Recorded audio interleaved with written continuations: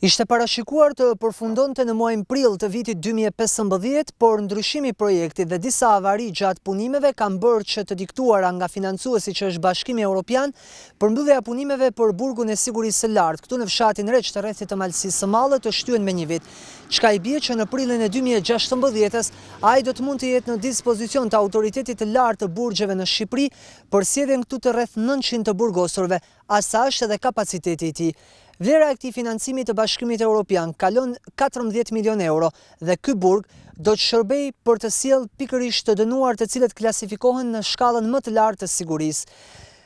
85% e punimeve janë përmbyllur deri në këtë fazë, thonë jashtëkamerën mbikëqyrësit e punimeve, ndërkohë që brenda është rreptësisht e ndaluar të filmohet për shkak të këtij statusi të veçantë që ka kjo godinë e re që do t'i vihet në dispozicion shtetit shqiptar.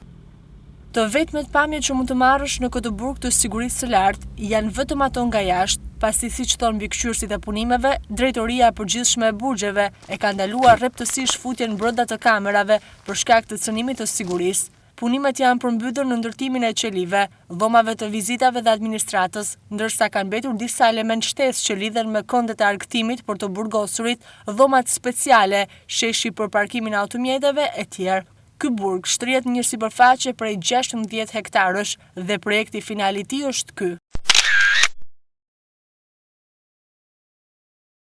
Ky institucion i vuajtjes së dënimit do të jetë në dispozicion jo vetëm të burgosurve shqiptar, por edhe atyre nga vendet e tjera të BE-s. Përzgjedhja të dënuarve që do të vinë nga shtetet e tjera do të jetë e kujdesshme që të mos rrezikohet siguria e vendit dhe kjo është arritur fal marrëveshjes paraprake të qeverisë shqiptare dhe Bashkimit Evropian, lidhur me këtë objekt që pritet të ndërtohet së shpejti. Ndërtimi i tij pritet të ketë impakt pozitiv, duke ndikuar në frekuentimin e zonës dhe shtimin e vëmendjes për hapësirën bërreth. Tashmë, pas shtyrjes së afatit, mbetet vetëm të presim prillin e 2016-s për të parë të finalizuar këtë investim që do të presë të dënuarit e parë.